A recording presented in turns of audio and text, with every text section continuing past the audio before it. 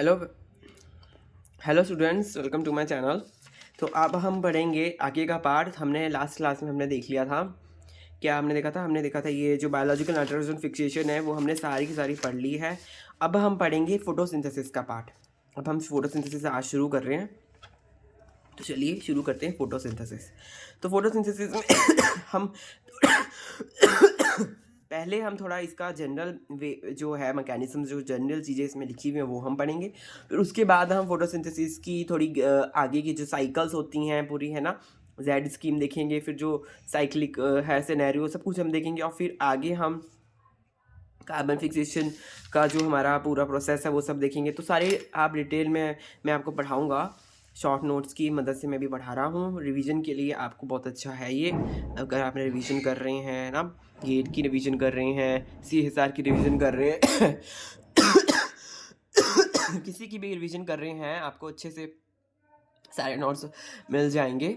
So let's start our topic photosynthesis. तो इन इसमें क्या होता है, सबसे पहले अगर हम बात करें फोटोसिंथेसिस की, तो पहले हमारे पास दो साइट होती है। PS1 होता है, PS2 होता है। फोटो सिस्टम 1, फोटो सिस्टम 2, दो होती हैं। PS1 में एक साइट होती है, उसको बोलते हैं स्ट्रोमा लैमेला। स्ट्रोमा लैमेला आपको ये तो पता ही होगा। जो फोटोसिंथेसिस है वो क्या कहते हैं, हमारा स्ट्रोमा में होता है ना, और थाइलाकॉइड्स में होता है। ये किसके अंदर होती है, स्ट्रोमा और थाइलाकॉइड की जो क्लोरोप्लास्ट है।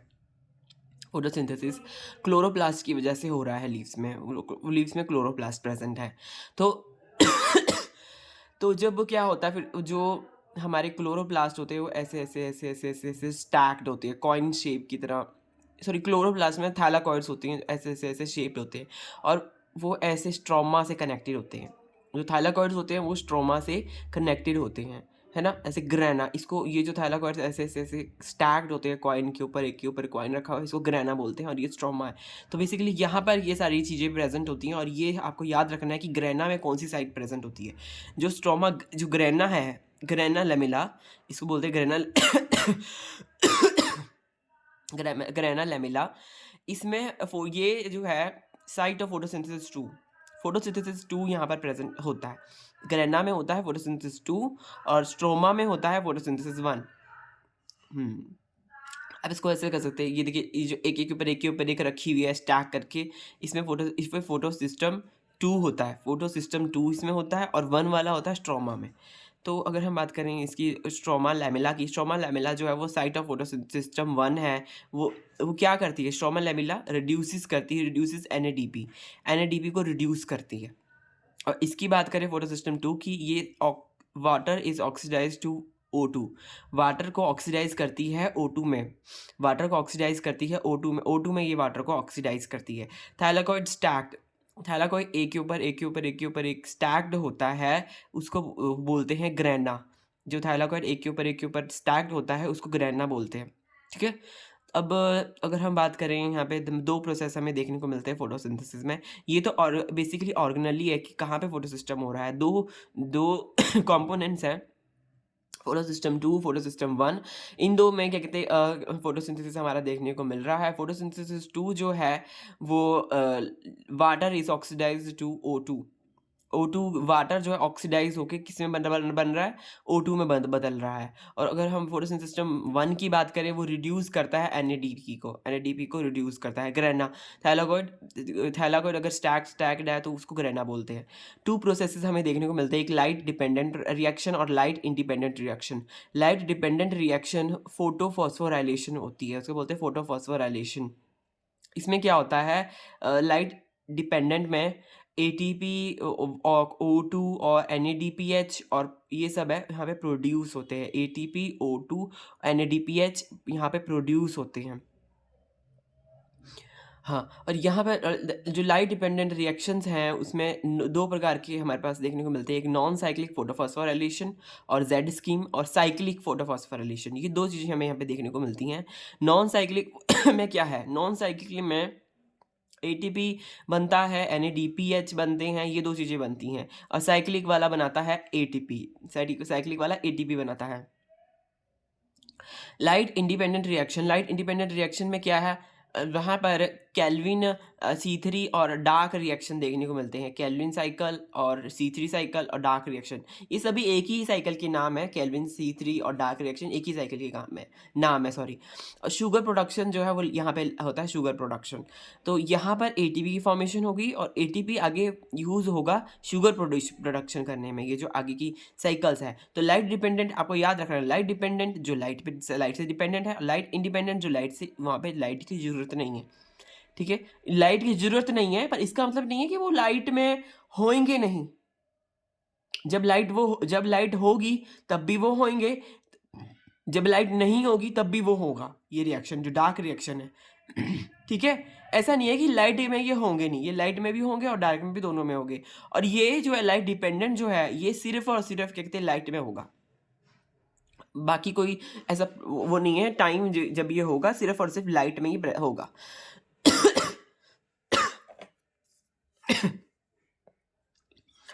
तो यहाँ पे ये है फोटोफॉस्फोराइलेशन और ये हमारा लाइट इंडिपेंडेंट वाला केल्विन C3 और dark reaction basically sugar production करने में मदद करता है। अगर लाइट डिपेंडेंट कौन सा है, लाइट डिपेंडेंट जो है वो साइक्लिक है, साइक्लिक पूरा साइकिल वे में वो होता है, हमारा साइक्लिक प्रोसेस है लाइट डिपेंडेंट रिएक्शन। ये वाला नॉन साइक्लिक वाला है और साइक्लिक है, दोनों है यहाँ पर। ठीक है, और ये एटीपी बना रहा है और एटीपी आगे यूज़ हो रहा है शुगर प्रोडक्शन में। ठीक है, अब हम थोड़ा पिगमेंट्स की बात कर लेते हैं। पिगमेंट्स जो हैं बेसिकली यहाँ पर मैंने बहुत ही डिस्क्रिट वे में लिखे हैं। ऐसा नहीं है कि मैंने यहाँ पे ज़्यादा लिखा है, क्योंकि ज़्यादा पिगमेंट्स से तो ऐसा क्वेश्चन आता नहीं है ना, तो हमें इतना ही इंफॉर्मेशन अभी फ़िलहाल इस चीज़ के लिए चाहिए। तो यहाँ पे देखिए फोटो पिगमेंट्स जो है वो दो में बाइफर्केटेड हैं, एक है फोटोसिंथेसिस, एक है प्रोटेक्टिव। फोटोसिंथेटिक और प्रोटेक्टिव बेसिकली जो प्रोटेक्ट करेंगे हमें, प्रोटेक्ट करेंगे from different things, they protect our cells. Basically इसका स्ट्रेस फिजियोलॉजी में रोल होता है in protective, that's why it is written कि यहाँ पे प्रोटेक्टिव ये है। तो अगर हम बात करें फोटोसिंथेसिस की, तो दो प्रकार के होते हैं, क्लोरोफिल और कैरोटिनॉइड्स। दो पिगमेंट्स यहाँ पे प्रेजेंट होते हैं, क्लोरोफिल और carotenoid. Chlorophyll A, chlorophyll B. Chlorophyll A उसमें होता है CH3। क्लोरोफिल ए का जो स्ट्रक्चर होता है बेसिकली, उसमें बीच में मैग्नीशियम होता है और मैग्नीशियम की रिंग के आसपास जो है बाकी कंपाउंड्स जो है न्यूक्लियोटाइड की रिंग अटैच होती है, और इसका आप स्ट्रक्चर देख लेना फिर आपको अच्छे से समझ में आएगा। तो उसमें वहाँ पे CH3 प्रेजेंट होता है। यहाँ पे मैं डायग्राम इंक्लूड नहीं कर पाया हूँ क्योंकि है ना, एक्सक्यूज़ मी। तो क्या कहते हैं डायग्राम मैं यहाँ पे इसलिए यूज़ नहीं कर पाया क्योंकि फिर बहुत बड़ा हो जाता है, ये शॉर्ट नोट्स है ना इसलिए। तो पर डायग्राम आप देखेंगे तो आपको वहाँ पे बीच में मैग्नीशियम दिखेगा, चारों तरफ इसमें न्यूक्लियोटाइड्स दिखेंगे और न्यूक्लियोटाइड्स दिखेंगे, और ऊपर की तरफ क्या कहते हैं आपको CH3 भी दिखेगा वहाँ पर, और नीचे दिखेगी टेल, 20 अमीनो एसिड की टेल यहाँ पर प्रेजेंट होती है। तो जो ये CH3 है, मिथाइल है, मिथाइल क्लोरोफिल ए में मिथाइल प्रेजेंट है, आपको ये ऐसे याद रखना है। क्लोरोफिल बी में है CHO। बेसिकली CHO क्या होता है, एल्डिहाइड। जो है ये प्रेजेंट CHO प्रेजेंट है। इसमें देखो मैंने यहाँ लिखा है porphyrin ring A and B are abundant in green. A and B होते हैं, और भी होते हैं BCDEF, इतने सारे होते हैं, बट यहाँ पर जो अबंडेंट है ग्रीन प्लांट्स में वो मैंने लिखे हैं। A and B जो है वो अबंडेंट है ग्रीन प्लांट्स में। कैरोटिनॉइड्स की अगर बात करें तो जेंथोफिल, कैरोटीन, ये दो हमें देखने को मिलती है। जेंथोफिल मिलता है, कैरोटीन मिलता है। जेंथोफिल का येलो कलर होता है, कैरोटीन का ऑरेंज कलर होता है। ठीक है, जेंथोफिल कैसा होता है, येलो कलर का, कैरोटीन होता है ऑरेंज कलर का, ऐसे आप याद कर सकते हैं। कैरोटीन तो बेसिकली हमें उसमें भी मिलता है जो हम जो जैसे आपने देखा ही होगा ऑरेंज में, ऑरेंज कलर होता है इसका। ये कैरोटीन हमें गाजर में मिलता है ना, इसमें चुकंदर, इन सब चीज़ों में हमें कैरोटीन मिलता है। और जेंथोफिल जो पुरानी जो डेड लीव्स होते हैं उसमें जेंथोफिल प्रेजेंट होता है। अगर हम बात करें प्रोटेक्टिव की प्रोटेक्टिव पिगमेंट्स कौन से हैं, प्रोटेक्टिव पिगमेंट्स है एंथोसाइनिन। एंथोसाइनिन प्रोटेक्टिव पिगमेंट है। क्या करता है बेसिकली, एंथोसाइनिन का रोल हम स्ट्रेस फिजियोलॉजी में पढ़ेंगे, वहाँ मैं आपको बताऊंगा, फिर जिक्र होगा ना जब इस चीज़ का कि ये प्रोटेक्टिव पिगमेंट क्यों है, तब मैं आपको इसमें शो कर दूंगा दोबारा से कि देखिए ये प्रोटेक्टिव पिगमेंट हमने यहाँ पे डिस्कस किया था। तो इसका स्ट्रेस फिजियोलॉजी में फाइटोसाइनिन का भी है, फाइटोएरिथ्रिन का भी है। इसका एंथोसाइनिन का रेड, पर्पल, ब्लू ऐसे कलर इसमें डिफरेंट पाए जाते हैं। और फाइकोसाइनिन जो है वो साइनोबैक्टीरिया में पाया जाता है, फाइकोएरिथ्रिन जो है वो रेड एल्गे में पाया जाता है। तो ये इन इतने डिफरेंट चीज़ों में ये सब पाए जाते हैं, फाइकोसाइनिन, फाइकोएरिथ्रिन। तो आप इसको ऐसे लर्न कर सकते हैं, ठीक है। पूरा ये टेबल मैंने आपको यहाँ पे शो करा हुआ है, आप इसको अच्छे से लर्न करें, ठीक है। अब अगर हम बात करें लाइट इंडिपेंडेंट रिएक्शन, तो ये हाँ, अब हम थोड़ा रेड शिफ्ट के बारे में देख लेते हैं। रेड शिफ्ट नहीं, रेड ड्रॉप। रेड शिफ्ट तो स्पेस में होती है, यहाँ पे है red drop. Red drop basically क्या है, इमर्सन इमर्सन नाम का एक साइंटिस्ट था, उन्होंने दिया है red drop. Red drop basically उन्होंने दिया है, उसमें क्वांटम, बेसिकली उसमें क्या होता है रेड ड्रॉप में, आप देखिए ऐसा, इसमें यहाँ पे हमारा स्पेक्ट्रम है, 400, 500, 600, 700 स्पेक्ट्रम है। यहाँ पर जो है देखिए 500 और 600 ऐसे, फिर यहाँ पे देखिए एक ऐसे आ रहा है ना स्ट्रक्चर।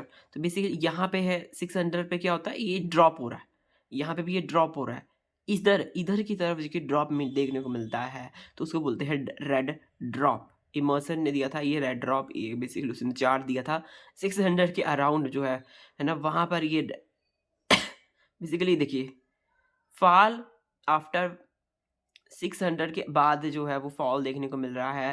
बेसिकली जो वेवलेंथ 680 नैनोमीटर से ज़्यादा है, जैसे आफ्टर फार रेड जो इलेक्ट्रोमैग्नेटिक स्पेक्ट्रा है वो भी डिफरेंट उसमें बटा हुआ है, डिफरेंट जो नैनोमीटर्स के जो वेवलेंथ है उसमें ये बटा हुआ है ना। तो जब इसमें हम देखते हैं तो क्या होता है, फॉल जो है ये गिरता है 680 नैनोमीटर में के बाद, ये गिर रहा है आफ्टर फार रेड के बाद ये गिर रहा है। लैम्डा जो है, लैम्डा 680 नैनोमीटर से बड़ा होगा, मतलब आगे फार रेड में चला गया ये, है ना।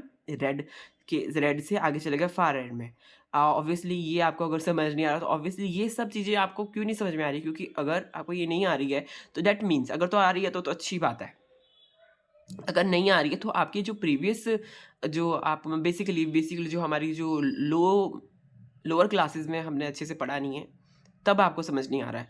नहीं तो पूरा इलेक्ट्रोमैग्नेटिक स्पेक्ट्रा होता है, उसके अंदर 400 से लेकर 800 नैनोमीटर का जो होता है वो विजिबल रीजन होता है, ऐसा होता है। फिर यूवी रीजन होता है, उसमें एक्स रे, गामा रे, तो ये सारा कुछ हमने पढ़ा हुआ है, हमने इसको फिजिक्स में भी पढ़ा हुआ है।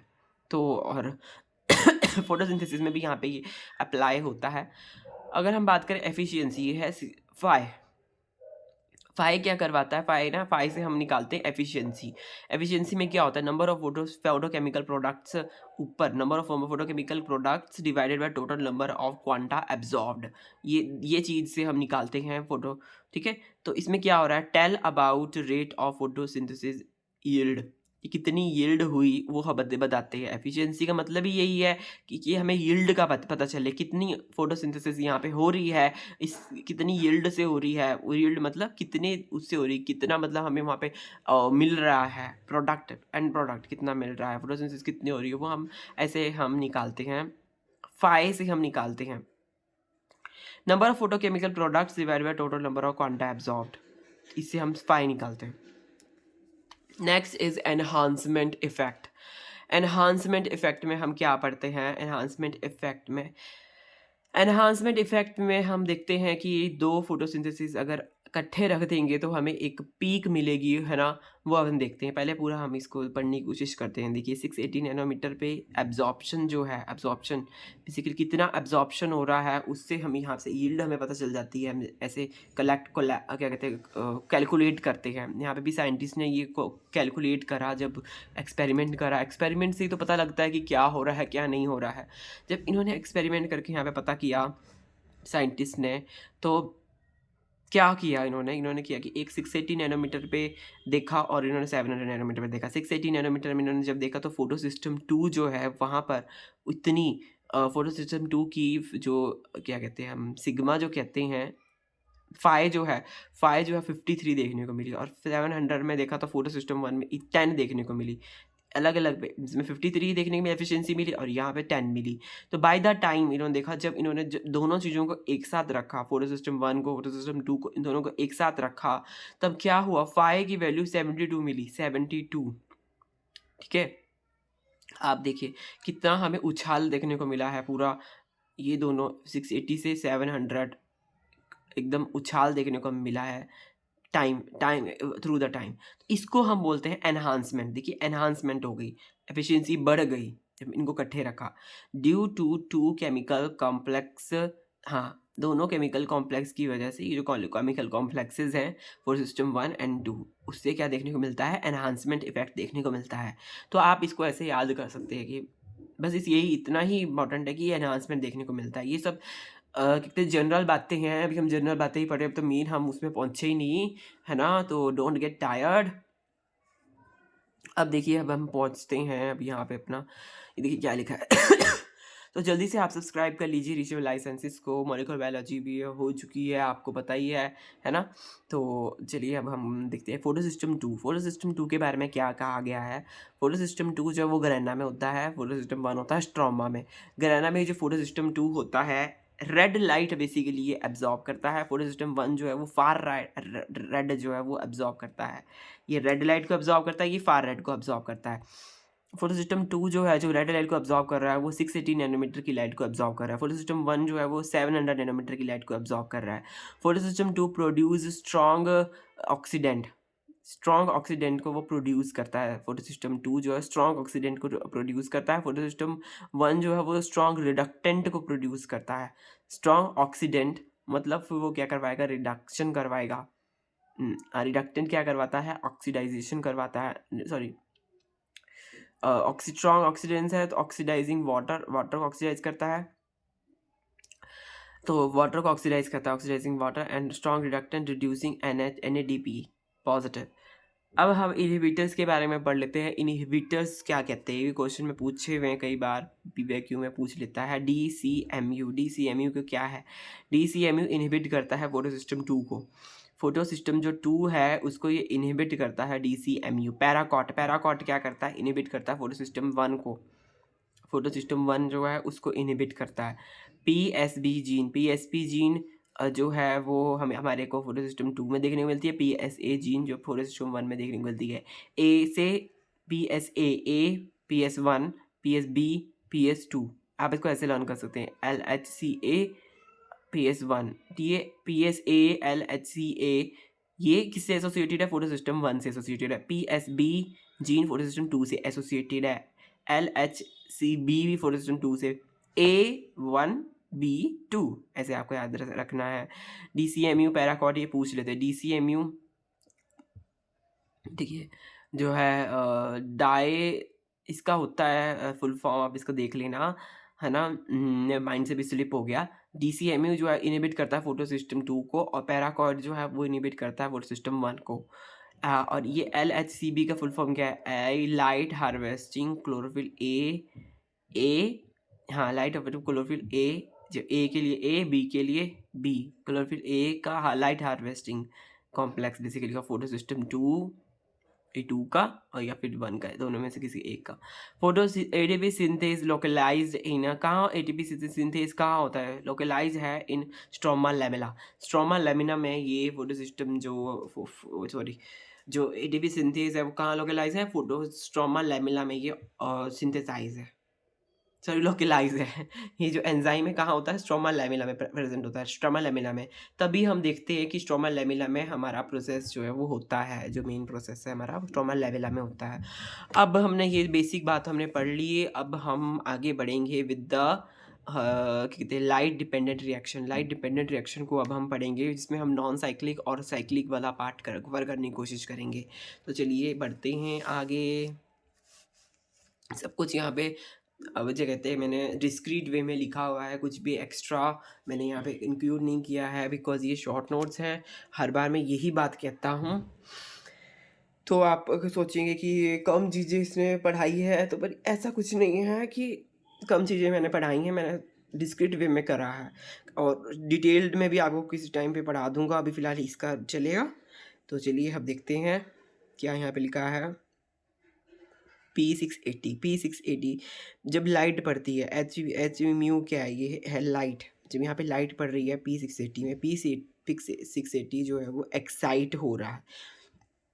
एक्साइट हो जाएगा तो ये क्या होगा, एक्साइटिंग स्टेट में प्राइमरी इलेक्ट्रॉन एक्सेप्टर इलेक्ट्रॉन को एक्सेप्ट कर लेगा। जब ये इसके ऊपर लाइट पड़ेगी तो क्या होगा, फोटोलाइसिस की वजह से इसके ऊपर लाइट पड़ेगी। फोटोलाइसिस मतलब लाइट जब टूटती है तो इसके ऊपर पड़ेगी, लाइट जब टूट के इसके ऊपर पड़ेगी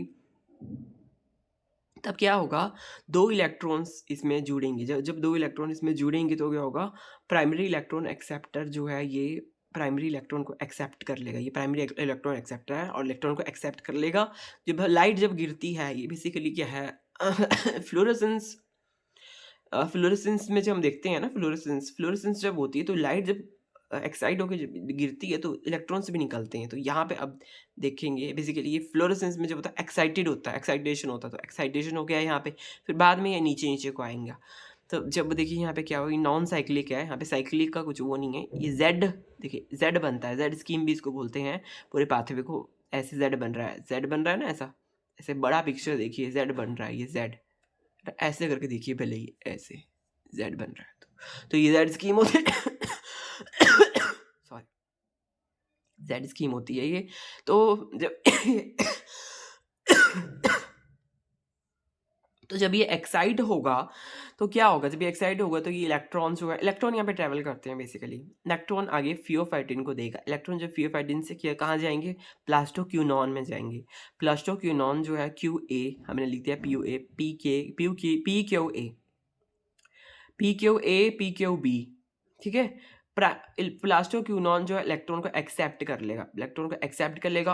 प्लास्टोक्यूनॉन से बनेगा क्यूनॉन, क्यूनॉन बनेगा जो है Q B, P Q A, P Q B.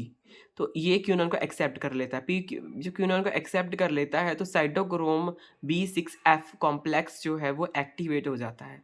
Cytochrome B6 complex जब एक्टिवेट हो जाता है तो क्या होता है, प्लास्टोसाइनिन जो है, प्लास्टोसाइनिन जो है वो क्या करते हैं, पीसी, प्लास्टोसाइनिन क्या है, पीसी। उससे हमें पता लगता है वो फिर आगे एक्साइट होते हैं, प्लास्टोसाइनिन एक्साइट होते हैं और प्लास्टोसाइनिन से इलेक्ट्रॉन्स जाते हैं P700 में। तो पहले पहले है P680, फोटो सिस्टम 1 P680 है, 700 वाला, no no no sorry, photo system 2 है ये, P680 है फोटो सिस्टम 2। PS1 जो फोटो सिस्टम 1 है वो है, वो कौन सा है, P700, हाँ P700 फोटो सिस्टम 1। तो ऐसे क्लैरिटी से आप पढ़ें, कॉपर कंटेनिंग प्रोटीन, ये कॉपर कंटेनिंग प्रोटीन है। प्लास्टोसाइनिन क्या है, कॉपर कंटेनिंग प्रोटीन है। तो देखिए क्या हुआ, पहले फ्यूफाइटिन से आया यहाँ पर, और ये बेसिकली यहाँ पे एक चीज़ हम देखना भूल गए, जैसे फ्यूफाइटिन से आया प्लास्टोक्यूनॉन, जब क्यूनॉन में आएगा, क्यूनेन के पास है एटीपी बनाने की मशीन, एटीपी बनाने की मशीन इसके पास है बेसिकली। प्रोटॉन ग्रेडियंट इसके पास है, ये प्रोटॉन ग्रेडियंट को करता है। प्रोटॉन ग्रेडियंट मतलब प्रोटॉन को यहाँ से ट्रैवल करवा रहा है। और जब ये प्रोटॉन को ऐसे ट्रैवल करवाता है तो क्या होता है, एडीपी की कन्वर्जन होती है एटीपी में, एटीपी फिर बनता है, एडीपी से क्या बनता है, एटीपी, एटीपी बनता है, ठीक है। जब प्रोटॉन ग्रेडियंट जब बनता है तो क्या होता है, एडीपी बनता है। और ये है हमारा स्ट्रॉन्ग ऑक्सीडाइजिंग एजेंट। कौन है ये, स्ट्रॉन्ग ऑक्सीडाइजिंग एजेंट है। और ये है हमारा reducing agent, strong reducing agent, ये ऑक्सीडाइजिंग एजेंट है। तो आपको पता ही है ऑक्सीडाइजिंग एजेंट है, तो ये आगे हमारा बेसिकली रिडक्शन करवाता है। ऑक्सीडाइजिंग एजेंट जो होता है वो रिडक्शन करवाता है, जो रिड्यूसिंग एजेंट होता है वो ऑक्सीडेशन करवाता है। ये तो हमें बेसिक बात पता ही है ना, केमिस्ट्री की बेसिक बात है। फिर जब हमारा PS1 में जब आ जाएगा तब क्या होगा, PS1 में जब आ जाएगा तो P700 जो है वो उस पर पड़ेगी लाइट। फिर जैसे यहाँ पे लाइट पड़ेगी थी, एक्साइट हो गया था, ऐसे ये भी एक्साइट हो जाएगा। स्टार लगा रखा है मैंने ताकि आपको पता लगे कि एक्साइट हो गया है, P700 एक्साइट हो गया। फिर जब P700 एक्साइट हो जाता है, P700, तो क्या होता है, तो स्ट्रॉन्ग रिडक्टेंट ये बन जाता है, स्ट्रॉन्ग रिडक्टेंट। फिर जब ये रिडक्टेंट बनता है तो आगे जो है A1 को, ये इलेक्ट्रॉन जो है आगे इलेक्ट्रॉन A1 पे जाएंगे, फिर A1 से जाते हैं A0 से A0 से A1 में जाएंगे। A1 जो है वो इलेक्ट्रॉन कैरियर है, इलेक्ट्रॉन कैरियर फिर आगे भेजेगा FES में, FES X, FES या फिर FES X, ये X लिखा हुआ है मैंने, ठीक है। इलेक्ट्रॉन को ट्रांसफ़र करता है, फिर जाएगा FESA में, फिर FESB में जाएगा, FESA में, FESB में, फिर जाएगा फेरिडॉक्सिन में, फेरिडॉक्सिन में, फेरिडॉक्सिन FD, ठीक है, FDA फेरिडॉक्सिन। फिर फेरिडॉक्सिन जो है, हाँ फेरिडॉक्सिन में चला गया ना, फिर FNR में जाएगा। FD का मतलब फेरिडॉक्सिन, FNR क्या है? Ferredoxin NADP reductase. FNR ferredoxin की फुल फॉर्म है फेरिडॉक्सिन NADP पॉजिटिव रिडक्टेस। ये क्या करता है? फेरिडॉक्सिन NADP रिडक्टेस ये NADP पॉजिटिव को NADPH में बदल देता है। NADP पॉजिटिव को NADPH में ये बदल रहा है। बेसिकली ये रिडक्शन का काम कर रहा है। ठीक है, ऐसे कि है ये, है ना? तो समझ सकते हैं, मतलब आप ऐसे कि एक क्या है, रिडक्टेस है, जो कि हम फिर लास्ट में हमारा बन रहा है NADPH, जो कि एनर्जी करेंसी है। ऑब्वियसली जी NADPH जो बनता है ये एनर्जी ही आगे बनाता है ना। फिर जब NADPH जो बन रहा है, इससे क्या हो रहा है? फॉर्मेशन इन आउट, फॉर्मेशन कहाँ होता है इसका फॉर्मेशन? NADP का फॉर्मेशन, और ये जो NAD फेरिडॉक्सिन रिडक्टेस है ये बेसिकली स्ट्रोमा लैमिना में होता है। बेसिकली स्ट्रोमा लैमिना जो है उसमें ये देखने को मिलता है बेसिकली, है ना? तो आप देखिए NADP पॉजिटिव से NADPH में बदल रहा है, तो क्या हो रहा है? फॉर्मेशन इन आउटर, हाँ आउटर थैलाकॉइड्स, आउटर थैलाकॉइड में ये बनता है हमारा NADP। मैंने यहाँ पे बताया था ना, नहीं आउटर थैलाकॉइड सॉरी, पहले जो, हाँ ATP जो बन रहा था, ATP जो बन रहा था ये हमारा बनेगा स्ट्रोमा लैमिला में, जो ATP बनेगा, और ये NADPH बनेगा आउटर थैलाकॉइड में, हमारा लैमिला में। तो स्ट्रोमा में बनता है बेसिकली, यहाँ पे देख लीजिए आप अच्छे से, ये देखिए स्ट्रोमा लैमिला जो है यहाँ पे बन रहा है हमारा, ये जो स्ट्रोमा लैमिला है यहाँ पे हमारा ATP बनता है, और ये जो हमारा सॉरी ये वाला स्ट्रोमा है ना, स्ट्रोमा लैमिला, यहाँ ATP बनेगा, और जो ये है थैलाकॉइड, आउटर थैलाकॉइड जो ग्रेना वाला पार्ट है, हाँ bit of confusion, I don't know, I think it's, हाँ आपको खुद इसको एक बार देख लीजिए प्लीज़, कौन सा कहाँ बन रहा है बस। पर मुझे ये पता है कि फॉर्मेशन जो है इसकी NADPH की वो हो रही है आउटर थैलाकॉइड में, आउटर थैलाकॉइड में। तो आउटर थैलाकॉइड जो है, ऑब्वियसली आउटर थैलाकॉइड जो है ये हमारा किसका पार्ट है? ग्रेना का पार्ट है, तो ये ग्रेना में बन रहा है। ठीक है, हाँ ये ग्रेना में बन रहा है, NADPH ग्रेना में बन रहा है, और ये बन रहा है स्ट्रोमा में। हाँ हो गई, क्लियर हो गई ये जो कन्फ्यूजन थी कौन के हाँ बन रहा था। तो ये बन रहा है, ये बन रहा है आउटर थैलाकॉइड्स में, और ये बन रहा है स्ट्रोमा में। ठीक है, अब हम आगे अब थोड़ा सा हम पढ़ लेते हैं।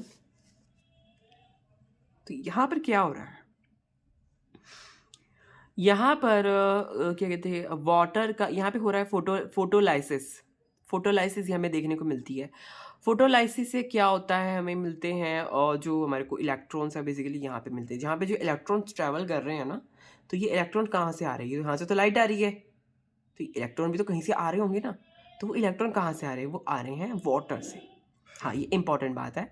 वाटर जो है यहाँ पे जब, क्या लिखा है मैंने, लाइट, आई थिंक लाइट लिखा होगा। हाँ, जो वाटर है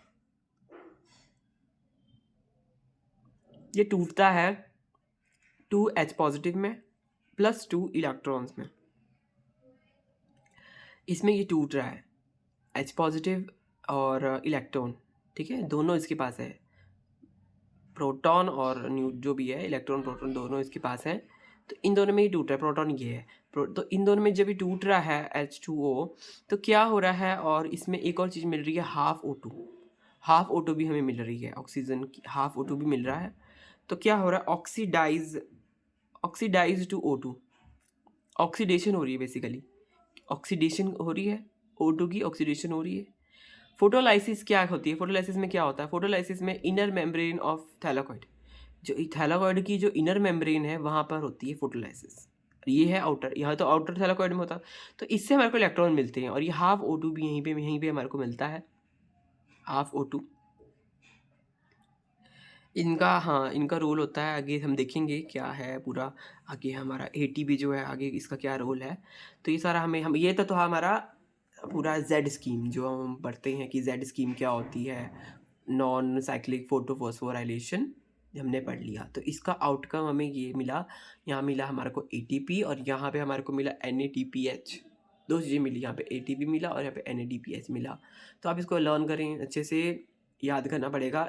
680 से जाता है ये फियोफाइटिन में, फियोफाइटिन से जा रहा है ब्लास्टोक्यूनॉन में, ब्लास्टोक्यूनॉन से क्यूनॉन में, फिर जा रहा है साइटोक्रोम B6 कॉम्प्लेक्स में, फिर प्लास्टोसाइनिन में, प्लास्टोसाइनिन से ये P700 में, P700 excited, and then A0, A1, FES, FEX, FESA, FESB, FD, FNR, and ultimately we'll get NADPH, and here we get ATP, and both these together, ATP and NADPH, they are being used in another cycle, which is the cyclic process.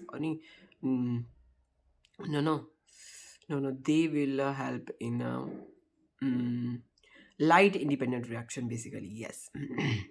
Now अब हम देखते हैं क्या हो रहा है यहाँ पर। साइक्लिक जो है, cyclic when plants have enough reducing power, जब उसके पास अच्छे से रिड्यूसिंग पावर हो जाती है। पहला तो प्रोसेस तो यही है, पहला तो यही है कि ऐसे हमारा काम होगा, पूरा जेड स्कीम से हमारा पूरा प्रोसेस चलेगा। बट जब बहुत सारे NADPH बन गए तो हम NADPH की रिक्वायरमेंट नहीं है। जितने रिड्यूसिंग एनवायरनमेंट की ज़रूरत है प्लांट को, उतना ही उसको चाहिए। ज़्यादा रिड्यूसिंग एनवायरनमेंट तो प्लांट को चाहिए नहीं। तो इसलिए जब ज़्यादा रिड्यूसिंग एनवायरनमेंट प्लांट्स को नहीं चाहिए तो only require ATP for cellular processes. तो वहाँ पे उसको ATP चाहिए सेलुलर प्रोसेसेस के लिए। एंड यहाँ से ATP मिल रहा है, यहाँ से NADPH मिल रहा है। तो जब ज़्यादा रिड्यूसिंग पावर है तो उसको खाली ATP चाहिए। तो सिर्फ उसको फिर वो क्या करता है, प्लांट्स के जो प्रोसेस आगे जो अंदर की जो वो है मशीनरी, वो क्या होती है, वो एक प्रकार से सिर्फ और सिर्फ ATP बनाती है। और वो जब ATP सिर्फ यहाँ तक का प्रोसेस होता है, यहाँ तक, ये जो PC है प्लास्टोसाइनिन तक का प्रोसेस होता है, और फिर यहाँ से इलेक्ट्रॉन फिर द्वारा यहाँ पे P700 पे जाके, सॉरी मतलब नो, हाँ सॉरी, इधर से मैंने थोड़ा गलत बता दिया, इधर से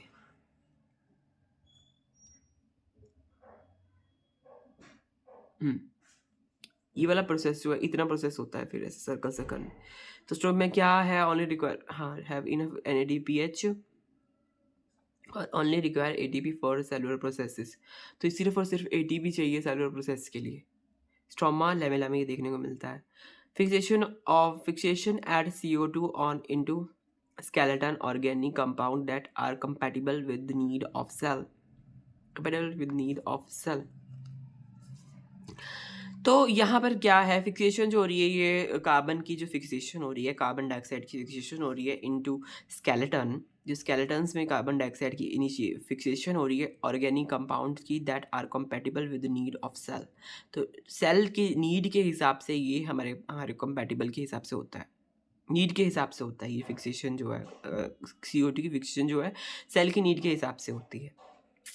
तो क्या हो रहा है, जब एक्साइट हो रहा है देखिए P700 एक्साइटेड हो रहा है, P700 एक्साइट होकर A0 बन रहा है, फिर A1 बन रहा है, फिर FES बन रहा है, फिर FESA, FESB, पूरा जो यहाँ से आगे का प्रोसेस था वो पूरा रिपीट हो रहा है। और पूरा रिपीट हो रहा है, फिर FD से वो NADP नहीं बना रहा, क्योंकि हमें NADPH नहीं चाहिए यहाँ पे, क्योंकि ऑलरेडी सेल प्लांट के पास जो है रिड्यूसिंग बहुत ज़्यादा रिड्यूसिंग पावर हो गई है, तो अब उसको नहीं चाहिए ये। बट यहाँ पर जो ये हमारा प्रेजेंट है साइटोक्रोम B6 में जो हमारा ATP की फॉर्मेशन होती है ना, वो हमारे को चाहिए। तो वहाँ पे ATP बेसिकली ये यहाँ पे हो रहा है, हाँ, B6 कॉम्प्लेक्स में ATP की फॉर्मेशन होती है। तो यहाँ पे एंजाइम होता है, बेसिकली एंजाइम है साइटोक्रोम B6 कॉम्प्लेक्स में एंजाइम प्रेजेंट होता है जो एटीपी बनाता है। तो यहाँ पर रिड्यूसिंग पावर इसके बाद प्लांट के बाद बहुत सारी हो गई है ना, अपनी अपनी हिसाब से, अपने जिस हिसाब से इसकी जितनी रिक्वायरमेंट है वो तो फुलफिल हो गई। अब इसको नहीं चाहिए एक्स्ट्रा NADPH, तो वो ये वाले प्रोसेस स्टेप जो है, FNR वाला जो स्टेप है, इसको वो कट कर देता है। देखिए FD के बाद पहले क्या हुआ, ये वाला प्रोसेस है 700 से ऊपर एक्साइट हुआ, फिर पूरा A0 ये सब कुछ आया, फिर FD, ये देखिए FD के बाद क्या हो रहा है, ये यहाँ जा रहा है। तो एक प्रकार से साइकिल ही तो है। आप इसको ऐसे देख रहे हैं ना 2D में, आप 3D में देखिए, इसको पूरा सर्कल बन रहा है।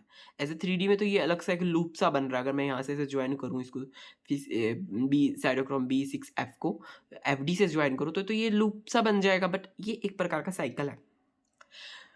तो इसमें जब क्या होता है, साइटोक्रोम B6 कॉम्प्लेक्स जो है वो ATP को कन्वर्ट करवाता है ADP में।